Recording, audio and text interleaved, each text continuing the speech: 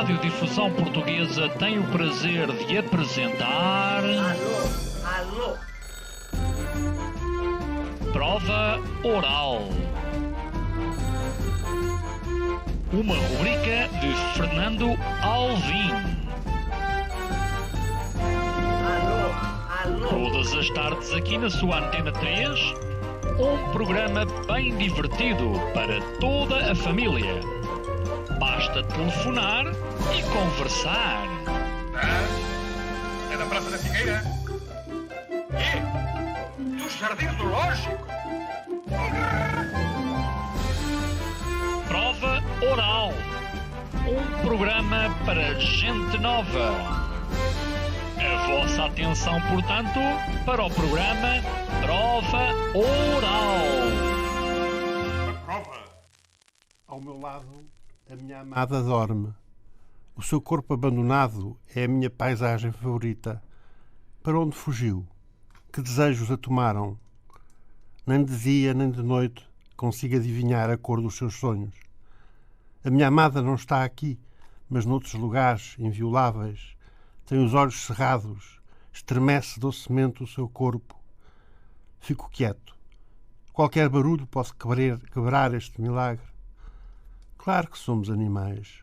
Precisamente por o sabermos é que somos humanos. Mais cedo ou mais tarde há de acordar e regressar para dentro dos meus braços.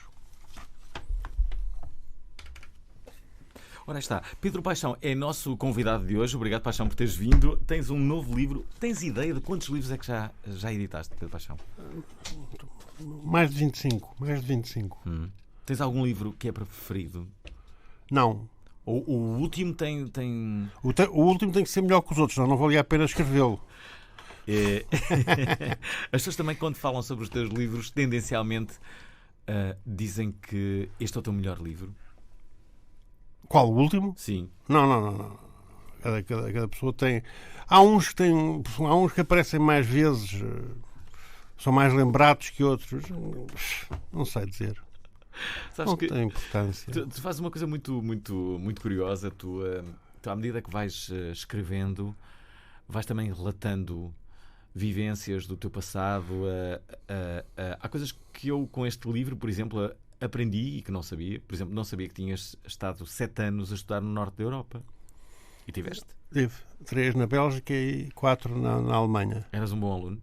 O melhor. Eras um... A minha mãe não permitiria outra coisa. Mas a verdade é que... Era mesmo o melhor. Eu não fazia muito esforço. Tu quando eras miúdo... Sim. É curioso que tu falas mais do que uma vez da tua mãe neste teu livro. Já lá vamos. Quando eras miúdo, nunca pensaste em ser escritor? Não. Então querias ser o quê? Astronauta. Quando é que decidiste que querias ser escritor? Nunca decidi. Foi um acaso, é uma coisa... É um mal-entendido, no fundo, é um mal-entendido. Eu escrevia coisas para os meus amigos, para ler aos meus amigos, mas nunca me passou pela cabeça publicar um livro ou vender um livro. Nunca me passou pela cabeça que alguém tivesse algum interesse e pagasse dinheiro para ler o que eu escrevo. Então, e na escola? Só a mim diz respeito. Sim, mas a verdade é que partilhas aquilo que escreves. Deve haver, como é que eu ia dizer... Como é que é a relação... As vidas, de certa maneira, são todas muito diferentes, mas também são todas muito iguais, não é? Depende do critério. Como é que a tua relação, ao perceberes que aquilo que estás a escrever vai ser, de facto, lido por muitos? Não penso nisso, graças a Deus. Se eu começasse a pensar nisso, não escrevia. Eu não sei. Eu, quando estou a escrever, não estou a escrever para ninguém. Aliás, não sou eu bem que estou a escrever. Eu gosto de dizer que sou a escrivaninha. Eu nunca digo que sou escritor. É uma coisa que passa por mim quando não quer passa, quando não quer não passa. É um dom, é um talento, não é? É um talento e um chicote também. Como é que é a tua vida enquanto escritor? Eu sei que tens quase horários de manhã. Tu lês ou escreves? Sou muito disciplinado. Mas não pelos bons motivos. Sou muito disciplinado porque se não for disciplinado, deprimo. E, portanto, como tenho tendência para deprimir, tenho que o horário, as obrigações são indispensáveis, são necessários. Mas isso varia muito, percebes? Já escrevi de manhã, já escrevi à noite, depois o horário muda, graças a Deus não é sempre o mesmo horário. Mas há um horário e há muita disciplina. Já agora, e voltando à tua infância, o que é que te lembras quando eras miúdo, para além de ser astronauta? É a minha mãe me deixar. Sei que é a maior recordação da minha vida. É a minha mãe me deixar. Quando a minha mãe me deixava. Deixava onde? Deixava-me na casa dos meus avós, da aldeia, que não tinham jeito nenhum para mim, nem eu conhecia. Não tinha ninguém para brincar, estava lá sozinho, era assim tratado, eram pessoas muito rudes, pronto, eram aldeões, camponeses, e eu já era um citadino, não é? Mas miúdo com 6 ou 7 anos tinha nascido ali numa casa opulenta do meu avô rico da América. Isso era onde? A casa onde eu nasci.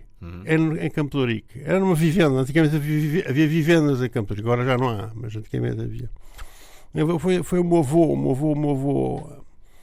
mãe do pai da minha mãe, que fez fortuna na América a vender álcool no tempo da proibição. Era um pequeno gangster. É curioso que tu também viajas e inclusivamente falas muito aqui de Tóquio. Falas também de Kyoto, não é? O que é que gostaste mais? Kyoto a Grécia e o Japão é o que eu mais belo vi na minha vida. É o que eu mais, onde o gosto é mais apurado, uma coisa maravilhosa. Tanto na Grécia, o que eu conheci da Grécia, que é muito pouco, e o que eu conheci do Japão, que também é muito pouco, porque eu só tive 2 meses em Kyoto. Mas há uma história. Tive 2 meses num mosteiro em Kyoto, que é a antiga cidade imperial do Japão. Mas há uma história. Tu também conheces perfeitamente Ikamas também, que já me disseste. Não conheço, não. Eu nunca fui ao Japão. Não? Gostava então muito. Estou a fazer confusão. Estás a fazer com alguém. É o Tendinha é que foi ao Japão. É o Tendinha. O Tendinha Nosso amigo Tendinha. É curioso que o Tendinha é uma pessoa que te sabe imitar. Eu não sei se já ouviste o Tendinha. Não, porque ele não faz isso diante de mim. Envergonha-se. Eu vou fazer uma coisa que nunca fiz, que é basicamente. O Tendinha ontem mandou-me uma mensagem em que eu dizia assim: Tendinha, tu podias fazer uma pergunta para o Pedro Paixão, tentando imitar o Pedro Paixão. E ele não fez isso, mas a verdade é que ele respondia-me como se estivesse a falar sobre ti. Queres ver? Espera aí, vou passar a ver se eu tenho aqui. Eu acho que tenho aqui. Ora, vê lá se consegues ouvir. Pronto, o que eu digo nos jantares. Já não tenho amigos, pá. Todos a morrer, pá. É um jardineiro, meu amigo é um jardineiro, mas falo com ele todos os dias, pá. Pronto, e a minha irmã agora nem estamos a falar tanto, pá. Outra grande amiga que eu tenho é a namorada do Tendinha. Rapariga tão boa. Gosto muito da Raquel. Gosto mesmo muito da Raquel. Que é bonita. Porra. É incrível, não é? Eu não me reconheci, não reconhecia nada, mas está bem. Eu conheci-me aqui. Eu não sei se o Tendinha não vai ficar furioso depois de perceber que eu coloquei aqui esta gravação que ele fez. Eu ontem estava a falar com ele e rio-me sempre bastante quando o ouço aí a imitar-te. Paixão, tu falas aqui, há muitas referências tuas a filósofos.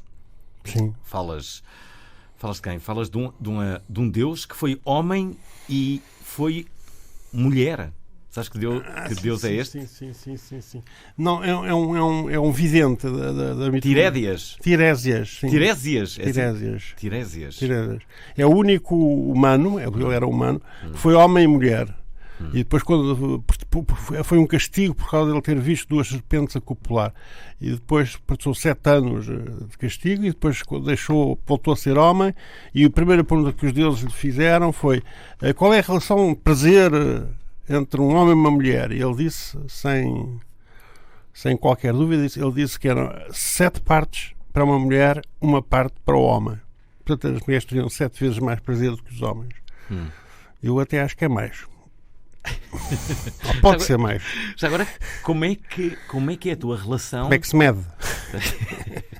Pois isso não é hipótese. Mas como é que é a tua relação nos dias atuais com as mulheres? Não, agora é completamente diferente, porque eu tenho 61 anos, acabou-se. Acabou-se? Acabou-se. Já não tenho coragem nem força para me apaixonar. Não tenho paciência para aturar raparigas. Não tens? Não, nenhuma. Já não tenho nenhuma. Eu quero acabar com a minha mulher devagar, continuar a trabalhar. Tenho muita sorte, vivo num sítio muito bonito, tenho condições ótimas, ninguém manda em mim, eu não mando em ninguém. Tenho um filho, tenho um neto. É extraordinário. Então, mas não gostas de ver uma mulher bonita? Não, já não. Mas isso sempre foi a tua vida. Graças a Deus, pois foi, mas é que agora, como é que eu ia dizer mesmo, fisicamente, começa o caminho da impotência. Começa o longo e desastrado caminho da impotência. É um facto. É um facto absoluto. Eu no princípio fiquei muito revoltado, mas agora não, eu já me habituei. É um sossego, por um lado, sabes, é um grande sossego. Não, e as raparigas, as minhas, são muito complicadas. E depois são todas iguais, por outro lado também, mas está muito trabalho. Muito trabalho. Eu estou muito bem com a minha Conceição.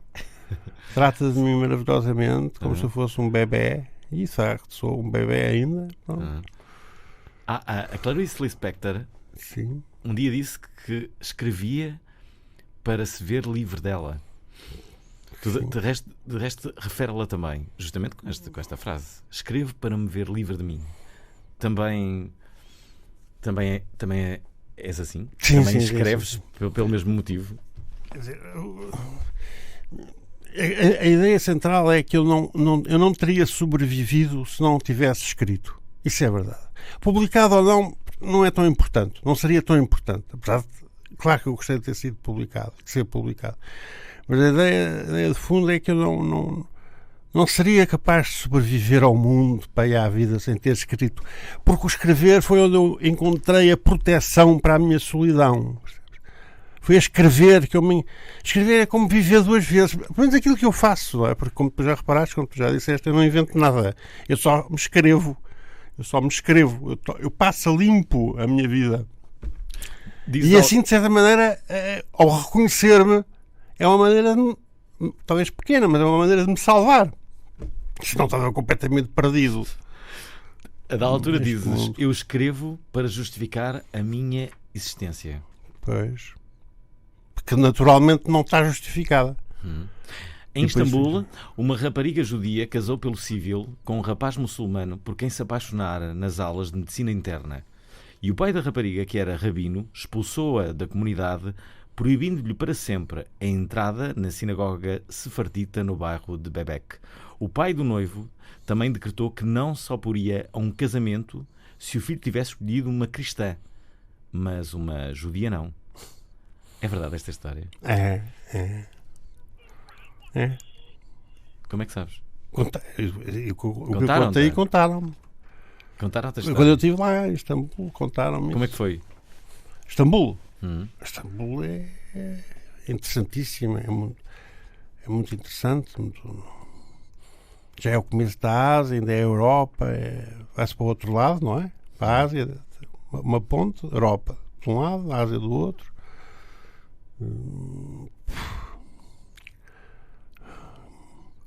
Tzatziki e os lados na rua.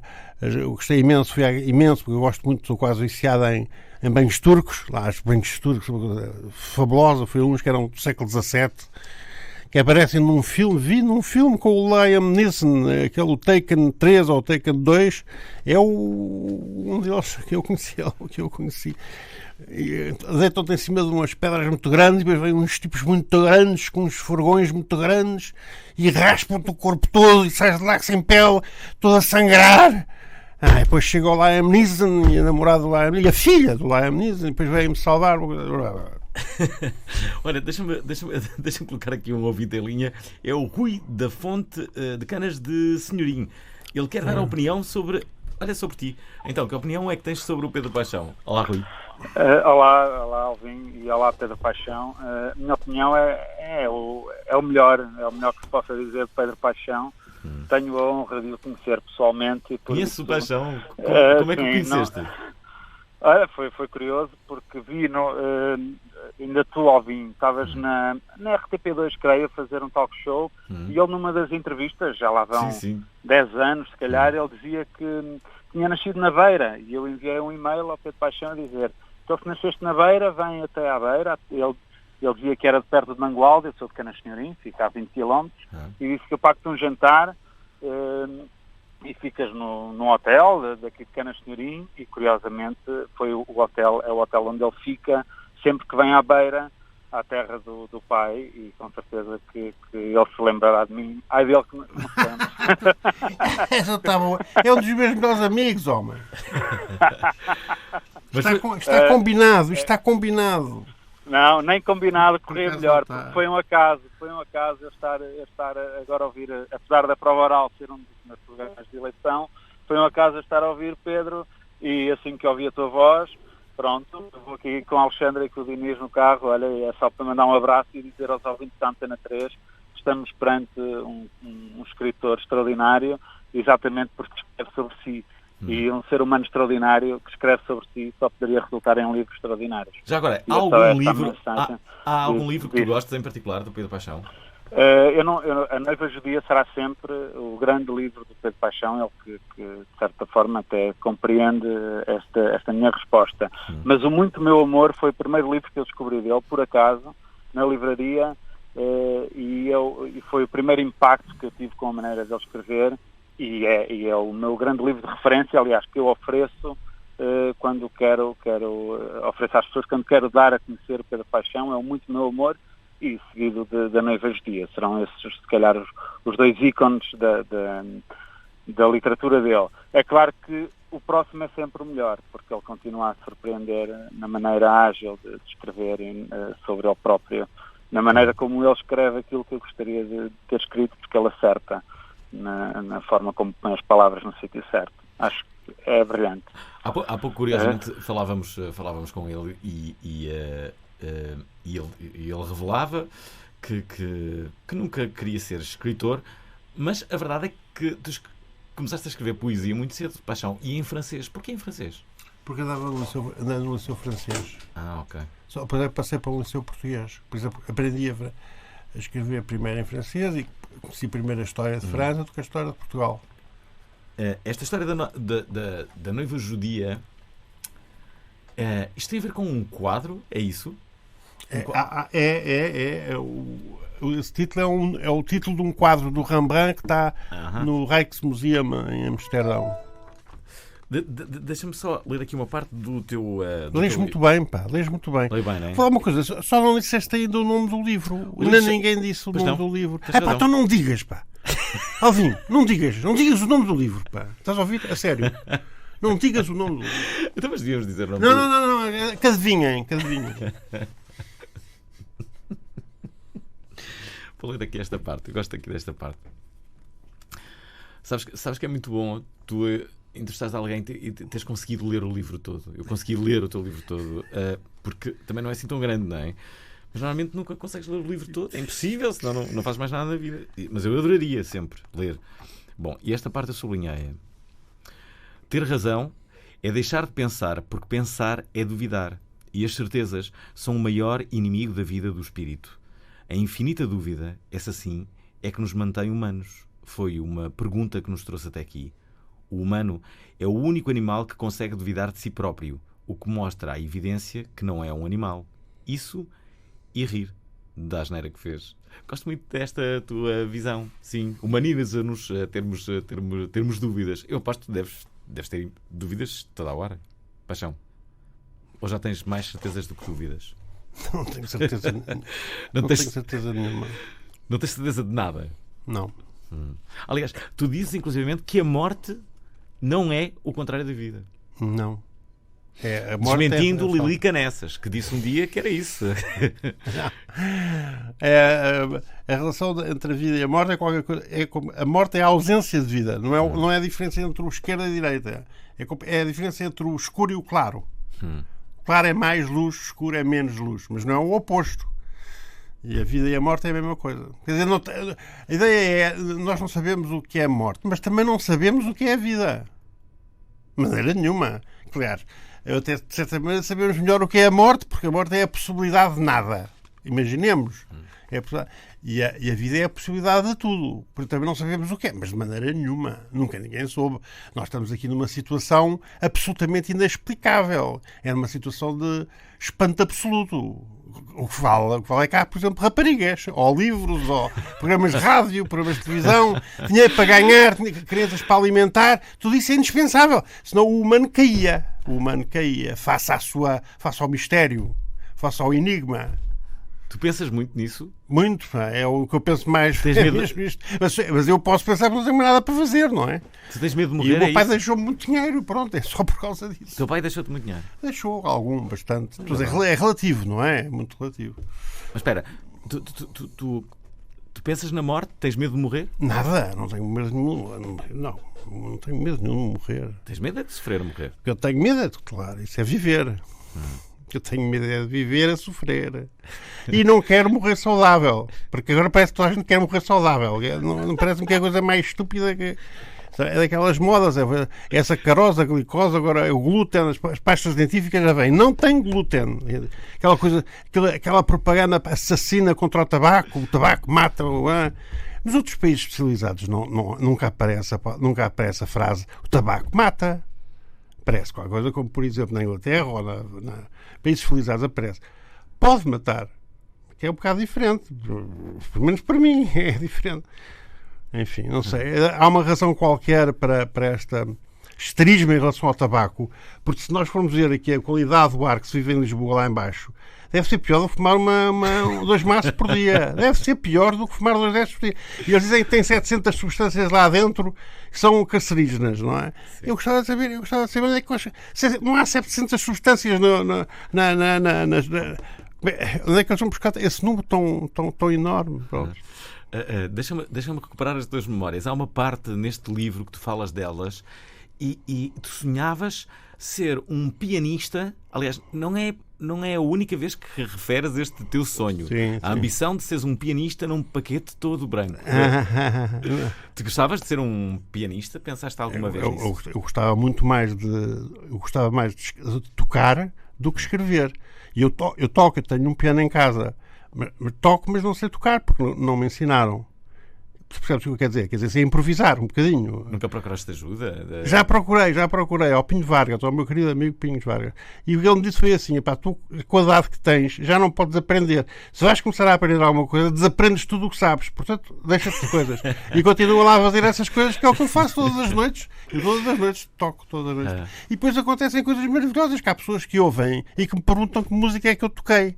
Quando eu não toquei música nenhuma, tive só a mexer nos dedos, os dedos tocam. Qual é o maior pianista de sempre, Paixão? É o Vladimir Horowitz, ou o Richter, são estes aí. Esses pianistas normalmente começam muito cedo. Eu gosto bem muito daquela senhora argentina, Argerich, Marta Argerich. Portanto, pode-se dizer que és uma espécie de músico frustrado. Não tenho dúvidas nenhumas. Olha uma coisa, a música é nitidamente superior às palavras. A música não mente, a música não pode mentir. A música é completamente divina. As palavras não. As palavras têm muito diabólico, de sedução, de retórica, verdade ou falso. Mas, e pior que isso, e quase sempre é isso, é a mistura entre o verdadeiro e o falso. Porque a gente, quando éramos novos, jogávamos que o bem está de um lado, o mal está do outro, a verdade, mas agora, depois nesta idade, a gente já percebe que não é bem assim. E está tudo muito misturado. E o ser humano é um ser muito confuso. É difícil para ele escolher. É muito difícil. Ele erra. Ele constantemente erra. Peca. No termo religioso da nossa religião é peca, é um pecador. Engraçado tu dizeres isso, que a música não mente. A música não mente, mente. Não consegue. É extraordinário. Já agora, Como é que tu és com as novas tecnologias?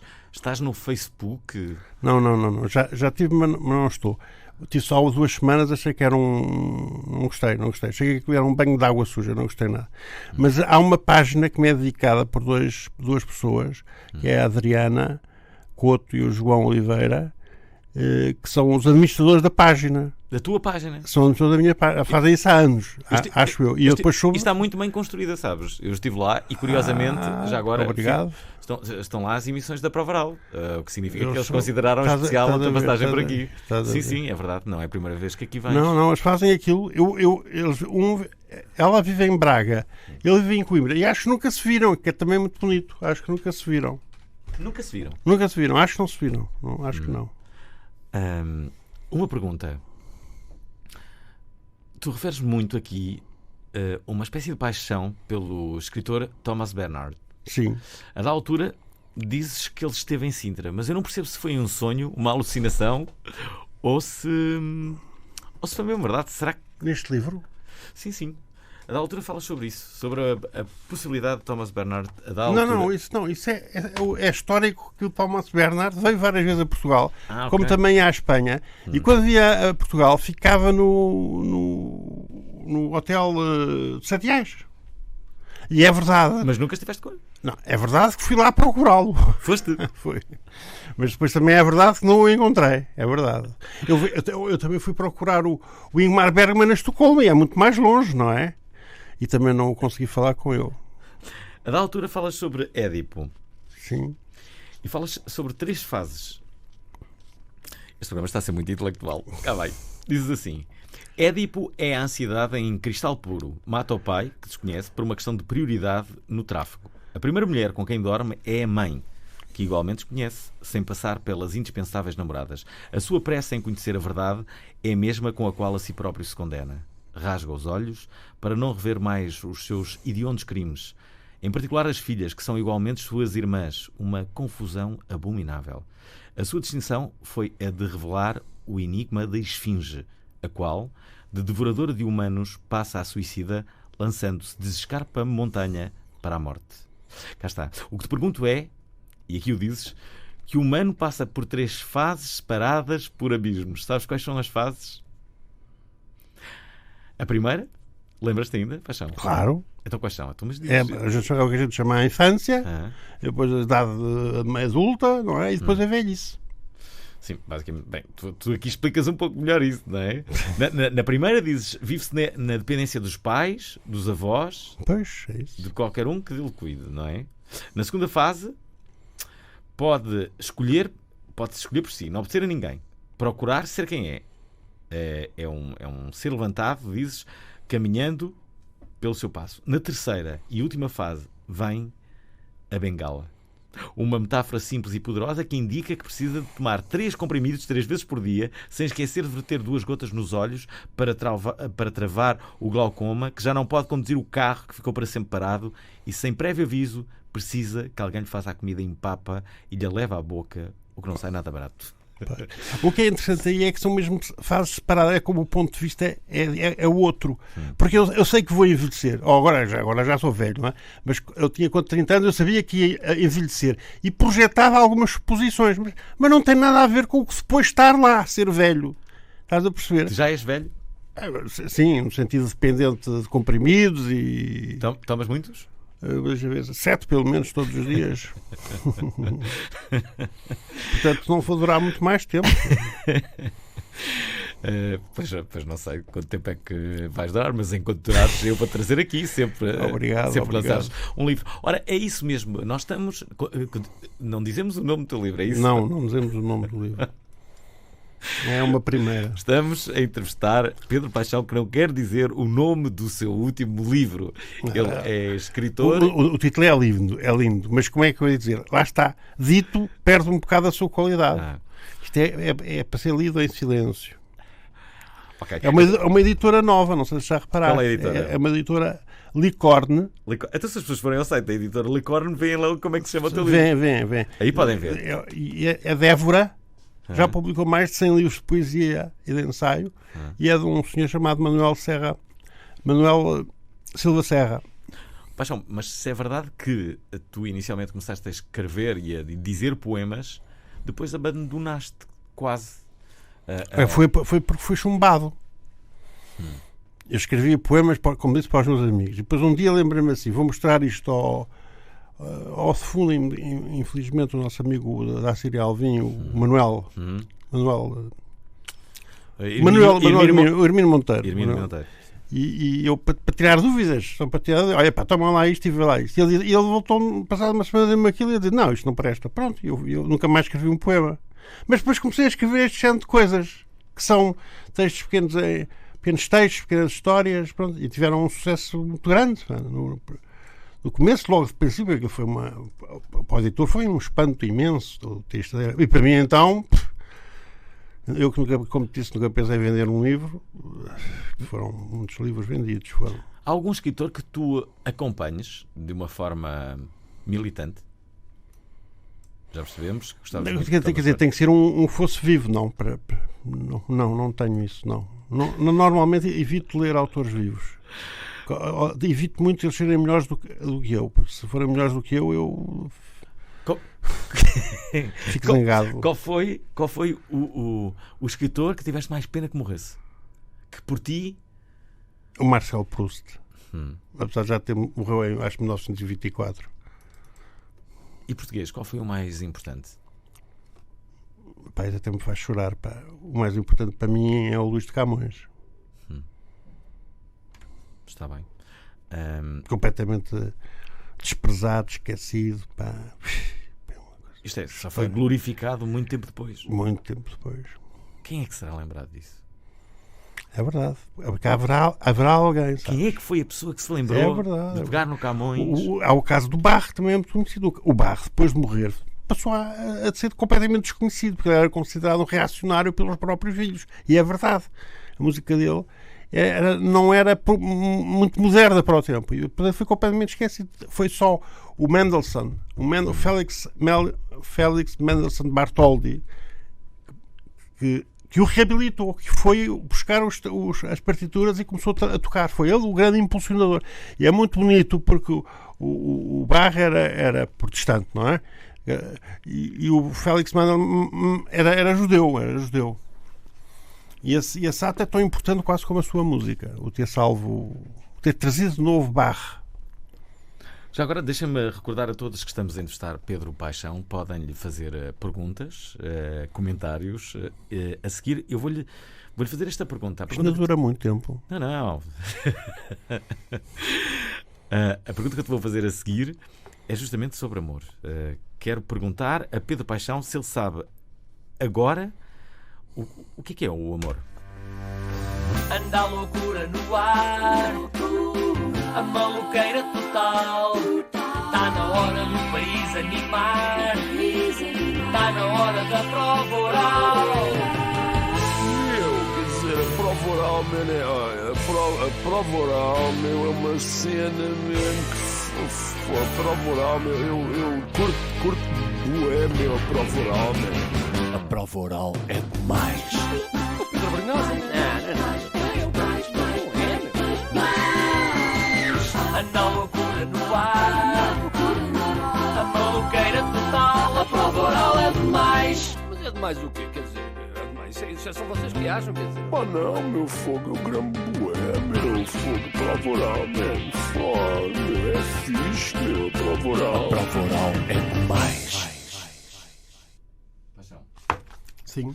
Voltamos. Não querias ler? Posso ler? Chama-se Desejo Morto. A pessoa desejada torna-se por completo diferente quando deixa de ser desejada, embora permaneça exatamente como era. É toda outra e ainda a mesma. Como sofri de não ter passado contigo todo o tempo que queria, quando todo parecia pouco, e agora não sei o que fazer desde que me sobra. Como estava pronto a sacrificar a minha profissão, desfazer todo o meu dinheiro para te levar comigo numa viagem que não terminasse nunca, e agora que és uma mulher, e agora, quando ocasionalmente te encontro, reparo que nem sequer és uma mulher do meu gosto. Era capaz de ir ao norte e voltar para o sul por um sorriso e um beijo misturados. Agora não consigo chamar um táxi que me leva à tua festa de aniversário. Onde se esconderá o ser que mais desejei. O meu desejo morto num corpo que continua vivo. Pedro Paixão, convidado de hoje da Prova Oral. A da altura, falas aqui de amor. Aliás, tu falas muito sobre uma pessoa fala muito daquilo que nos... uma pessoa fala muito daquilo que nos faz falta. Eu não falo muito de amor por ter muito amor, ou ter recebido muito amor, ou dar muito amor. Eu falo muito de amor por ser o que me faz falta. O que falta é amor. Percebeste? Não é estranho. Alguém aqui pergunta-te, a Filipa Sousa: Pedro, já não te apaixonas a toda a hora, como dantes? Não. Antigamente era capaz de me apaixonar por grupos de raparigas na praia. Por exemplo, passavam 3 raparigas. Eu apaixonava-me pelas 3 raparigas. E ficava muito triste quando depois já não as via juntos. Apaixonava-me imenso. Espera lá, mas apaixonavas-te, achavas as raparigas bonitas, não era propriamente uma paixão? Muito mais do que bonitas. As raparigas eram maravilhosas, eram divinas, eram a única coisa que me salvavam a vida, que me salvava a vida, era ver a beleza das raparigas a passar na praia, pronto.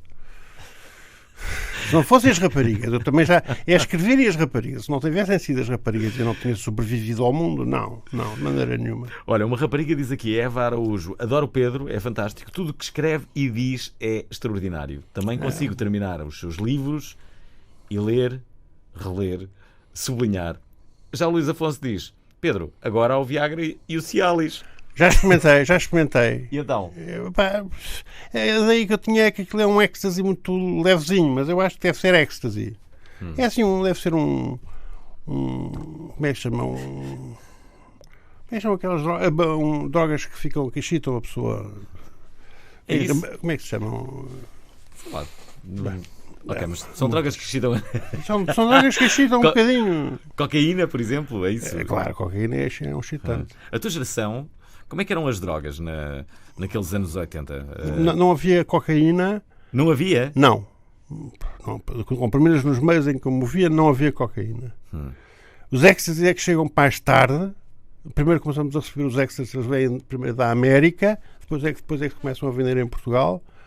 E depois, graças a Deus, tive uma vida mais pacata, retirei-me dessas coisas, não é? Experimentaste? Tive amigos. Experimentei. Claro que experimentei.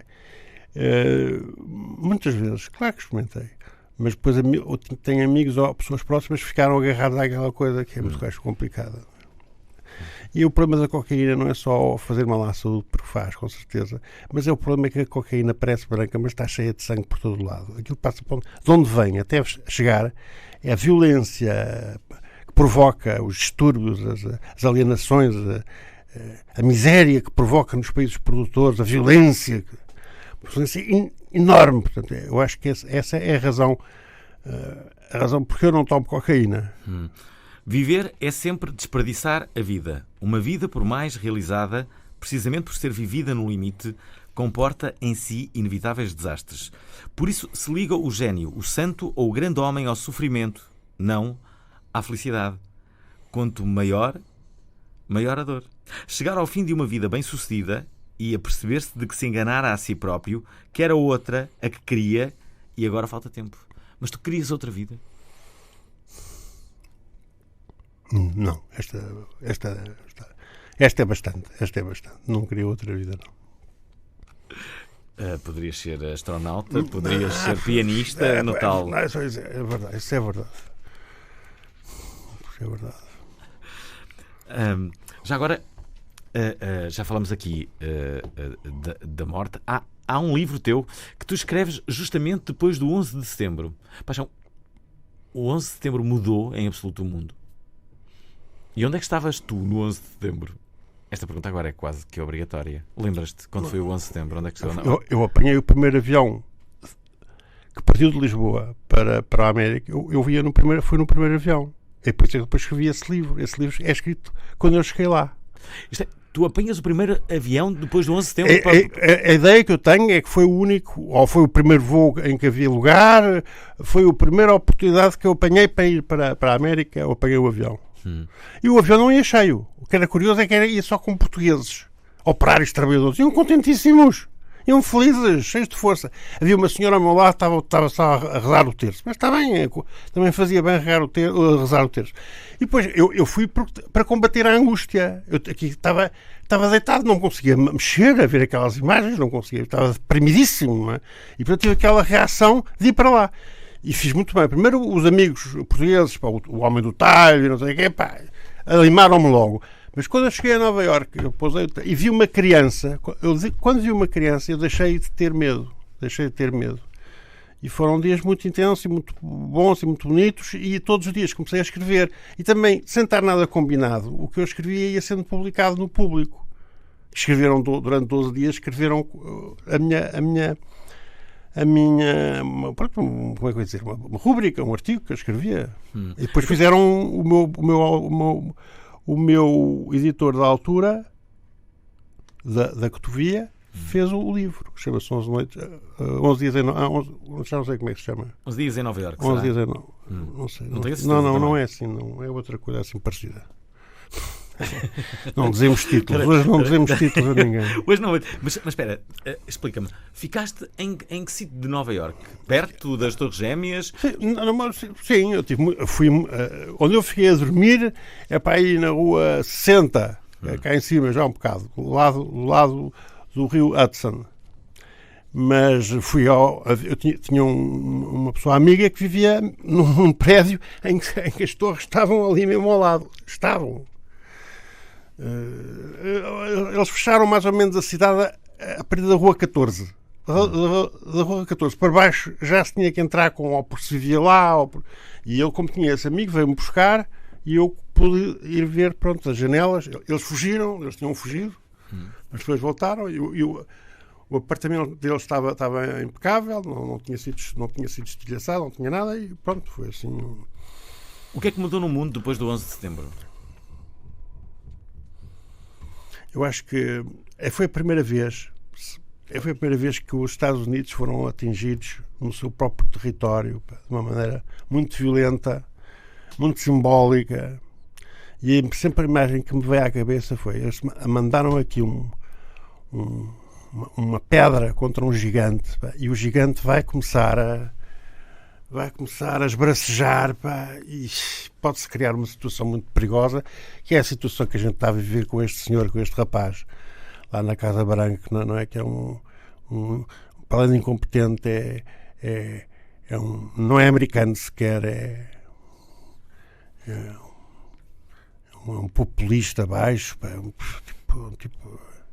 se Deus quiser, embora Deus tenha outras coisas com que se preocupar, ele há de ir ao fundo rapidamente, mas é difícil. Pedro, falas muito de Auschwitz. Eu falo muito de Auschwitz. Estiveste lá? Estive em Auschwitz. O problema não é Auschwitz, o problema é que a minha primeira mulher era uma polaca judia. A minha segunda mulher era uma italiana judia. A minha terceira mulher não era judia, mas era catalã. E esta minha última mulher, que será a definitiva, se Deus quiser, embora Deus também não tenha a ver com isto, é de Águeda, é a primeira portuguesa. Estás a ver? Só descobri as belezas das portuguesas mesmo no fim. E portanto o que é que acontece? É que eu estou, sem querer, estou ligado, porque o meu filho, por exemplo, é judeu, porque a mãe é judia. No judaísmo o que interessa é a mãe, não é o pai. Se a mãe é judia, o miúdo é judeu. Mas os filhos dele já não vão ser. Mas ele é. E a mãe, pronto. Porquê que escolheste o judaísmo a da altura na tua vida? Por causa disso? Não escolhi nada. Eles é que tinham ter comigo. Eu sei, mas sei, por exemplo, que eu casei com a mãe do meu filho porque a primeira coisa que ela me disse foi que era judia. E isso para mim teve uma importância muito grande. Apesar de ter já tido um casamento anterior com uma pessoa também judia ou judaica. Não sei como a gente diz em português. Pode ter, acho eu. Não é porque a palavra judeu em Portugal ainda tem uma conotação pejorativa, como cigano, percebe? Judeu, é um judeu, judiarias, fazer rabino, rabinices, é um menino rabino. Há imensas palavras portuguesas que mostram ainda um antissemitismo profundo que se conservou na nossa língua. E judeu, por exemplo, em inglês, tu não podes dizer a uma pessoa "Are you a Jew?" É quase ofensivo. É estranho. Tem que se dizer "Are you Jewish?" Mas E assim a pessoa já suporta a coisa. Agora, are you a Jew? A Jew? Também tem um caráter pejorativo. Os ingleses foram os primeiros a expulsar os judeus da terra deles. Antes de nós, foi logo no século XIV, nós foi só no fim do século XV. Já agora, aqui alguém pergunta essa eterna questão, que é o que é o amor. Já percebeste o que é o amor?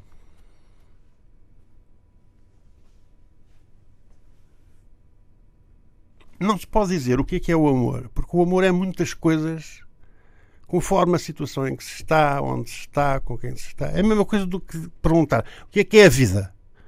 Ou o que é uma mulher? Eu diria que tudo o que se disser sobre as mulheres é verdade. Tudo o que se disser sobre a vida é verdade. Tudo o que se disser sobre o amor é verdade. Mas uma coisa é certa, isso é uma coisa em que eu pensei muito, é que o amor promete o que não pode, que é durar para sempre. Mas às vezes dura. Tens experiência disso, meu amigo, meu querido amigo? Tens experiência? Quando tiveres experiência, telefone. Mas há muitas pessoas. Aliás, nós estamos a 10 minutos do final, precisamos de uma chamada 707-200-330. Alguém que tenha um relacionamento em que o amor ainda dure e que pense ser para toda a vida. De resto, essa é uma frase do Woody Allen que disse: infeliz daquele que se casar sem pensar que é para toda a vida. Essa. Não é? É muito bom, é muito bom. As pessoas acham que se devem casar quando acham que aquilo é para toda a vida. Há aqui uma história que eu gosto muito e que tem a ver...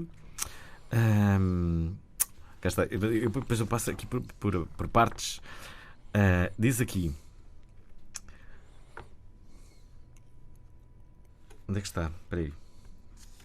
Freud escreveu que uma mala fechada contém sempre mais coisas do que uma mala aberta. É verdade. Gosto desta... Ela era muito inteligente. Só um poema ainda pode habitar o mundo. Não, só um poema não, só um poeta. Só um poeta, pois é, desculpa. Olha como tu sabes. Não só, poema. Só um poeta pode ainda habitar o mundo. Sim, isso é uma referência filosófica, sim, sim. Os poetas sobreviventes sabem mais. Sabem que no momento em que morrer a poesia, um mundo tropeça e cai. Eu estou absolutamente convencido disso, sim. É mas a poesia não é uma coisa restrita a versos escritos. A poesia é a criação em geral. É no sentido grego da palavra poesis, quer dizer, é a criação em geral, não é escrever poemas. Mas aí, acho que nesse contexto até é mesmo só poetas, no sentido habitual do termo, sim. Já agora uma pergunta. Não, só não dá importância nenhuma. Há coisas que são coisas completamente fundamentais. Mas não te julga que mais do que tudo precisamos de comer e beber. É verdade. Mas também, como não deve ter dito Jesus, não só de coisas, não só de alimentos vive o homem. Há alimentos espirituais que são indispensáveis. E são os que estão a faltar mais. E por é que as pessoas estão cada vez mais perdidas e mais desorientadas. Porque não há orientações. Porque não acreditam em nada. Já não acreditam em nada. Começam a não acreditar em nada. E isso é a pior situação que há. Porque acreditar é muito mais importante do que saber. A pessoa que não acredita em nada está vocacionada para o desespero, para a morte. Ora, pedimos a alguém que tivesse uma relação de amor que ainda durasse e alguém nos ouviu. Em Santa Cruz, na praia de Santa Cruz, António Camilo diz que tem uma relação longa. Está ao telefone. Olá, António, estás bom? Ora viva, estás bem, Alvin? Tudo bem? Estamos aqui com o escritor Pedro Baixão. Conheces? Deixa-me fazer um preâmbulozinho apenas. Eu confesso que depois de ouvir o teu convidado falar nesta entrevista, como sempre, arranjas convidados fantásticos e consegues levar uma linhagem de entrevista realmente ultra interessante sempre. Fiquei com uma curiosidade enorme em conhecê-lo pessoalmente. Já me conseguiu arrancar uma... Já me conseguiu arrancar 2 ou 3 lágrimas enquanto eu vinha no caminho. Isso aí é que me comoves também. Pomos também todos aqui a chorar, pá. Não é que é momento de chorar, carago, pá. Mas é verdade. Eu não tinha a noção que existia um português com estas capacidades. Então vai comprar os livros, pá. Mas faz uma busca na internet. Estão quase todos esgotados. Não é preciso fazer buscas na internet. Encomenda-se um livro. Estou extremamente curioso em ler. Senti uma empatia imediata em muitas vertentes e realmente a forma como as palavras foram postas e como foram ditas são avassaladoras. são avassaladores. Obrigado. A única coisa que realmente me permite, neste momento, discordar de si, é dizer que há amores que duram para sempre. O meu pai... Sim. Há amores... O meu pai viveu um amor intenso com a minha mãe durante os anos que viveu, não é? Depois a morte, obviamente, acabou com as situações. Mas mesmo assim o amor não acabou da parte da minha mãe até à morte dela. E eu vivo realmente uma situação com a minha mulher já há 34 ou 35 anos, em que estamos 24 sobre 24 horas juntos, e realmente não conseguimos estar nem viver um sem o outro. Porque realmente o amor é muita coisa, como realmente o Pedro disse. O amor é muita coisa, o amor é tudo e o amor é nada. É realmente isso mesmo. E chega a um ponto, a gente já não sabe com certeza e com palavras muito corretas definir as coisas. Apenas sentimos e apenas sentimos que realmente não conseguimos encarar a vida, nem a nossa existência, sem a existência do outro. Por isso é que normalmente sofre-se muito mais quando perdemos alguém que amamos do que quando morremos ou quando estamos doentes. Acho que a maior dor, a maior morte é quando realmente morre quem a gente ama, até pode ser um amigo. Essa é que é a maior dor, é a gente perder quem ama. E aí temos a certeza que realmente há amores que são para sempre. Paixão, queres comentar? Não, eu concordo. É curioso que estamos a 5 minutos do final desta emissão. Estamos a receber naturalmente muitas mensagens e muitas opiniões sobre Pedro Paixão, o escritor que é convidado de hoje, mas que não quer que ninguém saiba como é que se chama o seu último livro. Paixão, mas e está muito bem visto. Meia dúzia de palavras que foram ditas definiram a dimensão de um escritor, definiram a dimensão de como é que é capaz de se pôr num papel aquilo que se sente ou aquilo que quer que os outros façam -se sentir ao ler essas palavras. Foi realmente avassalador, 3 ou 4 certos que vocês leram aí. Aliás, a própria entrevista à pessoa em si foi avassaladora no sentido de conhecer a pessoa pelas palavras que a pessoa disse daquilo que era e daquilo que sentia. Eu criei uma empatia imediata à segunda ou à terceira palavra que a pessoa disse. É uma coisa impressionante, mas aconteceu. Olha, fiquei extremamente curioso. Obrigado pela tua opinião e pelo teu comentário bastante elogioso a esta entrevista. António Camilo, da Praia de Santa Cruz. Eva Araújo, quanto ao amor, que ele seja eterno enquanto dure, é algo que se ouve de forma muito frequente. Maria Banha diz: os meus pais são casados há 44 anos e o carinho e o amor entre eles é muito bonito. Bom, já agora estamos quase a chegar ao final do programa. Perguntas muito rápidas. Começo quase como iniciei. Como é que se faz um livro, Paixão? Como é que se escreve? Como é que se parte para um livro? É completamente misterioso. Não há uma estratégia? Não há um esqueleto? Não. Bate à porta e depois escreve-se. E quanto melhor o texto é quanto menos se percebe como é que se está a escrever. Tu estás a ver os teus dedos a matraquilharem nas teclas, estás a ver as letras a aparecerem e estás a ficar espantado por aquilo. Olha, esta até não está mal, por acaso. É assim. Não é nada... não tens que entrar numa zona que não é totalmente consciente. Ou pelo menos eu sou assim. Tens que entrar numa zona que é quase uma espécie de transe, não é? É uma libertação total. Tu sais do mundo, já não estás no mundo, já não tens preocupações nenhuma, já não há passado nem futuro, não há nada. Tu estás a escrever, pá. Estás a escrever é transformar espírito em palavras, pá. É uma coisa sagrada.